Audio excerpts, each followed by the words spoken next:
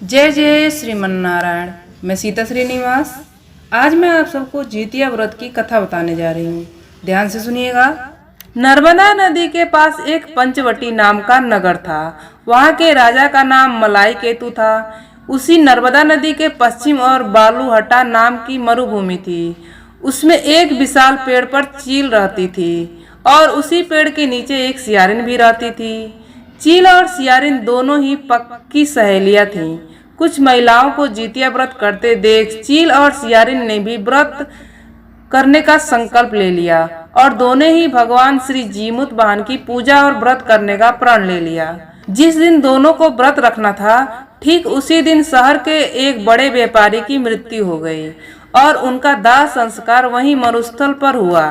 मुर्दा देखकर सियारिन को भूख लगने लगी और वह खुद को रोक नहीं पाई, जिसके कारण उसका व्रत टूट गया।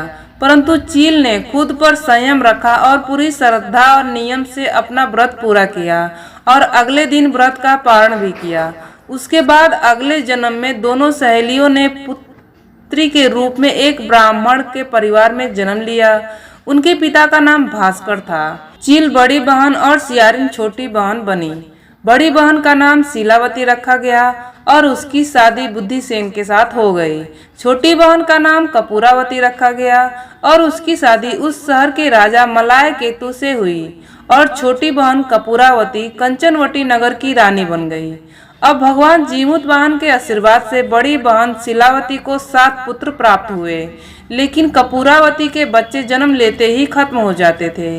कुछ सालों बाद शीलावती के 7 पुत्र बड़े हो गए और राजा के दरबार में काम करने लगे। उन्हें देखकर कपूरावती के मन में ईर्ष्या और जलन की भावना उत्पन्न हो गई। इस ईर्ष्या की भावना में कपूरावती ने राजा से कहकर शीलावती के 7 बेटों के सर कटवा दिए। फिर उस 7 सिरों के साथ में बर्तन में डालकर ढक दिया गया और शीलावती के पास भिजवा दिया गया।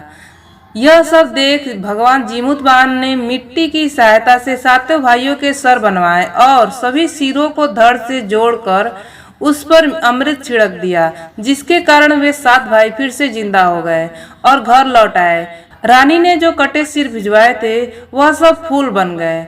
कपूरावती समाचार पाने को बहुत व्याकुल थी, लेकिन जब उसे इस बात का पता चला तो वह अपने बड़ी बहन के घर गई और वहां सबको जिंदा देखकर आश्चर्य में पड़ गई और बेहोश हो गई।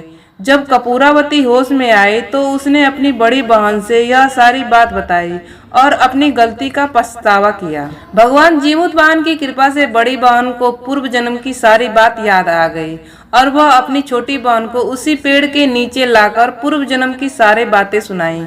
उसे सुनकर कपूरावती फिर बेहोश हो गई और मर गई। जब राजा तक इस बात का सूचना मिला तो उन्होंने उसी जगह पर पेड़ के नीचे कपूरावती का दाह संस्कार कर दिया।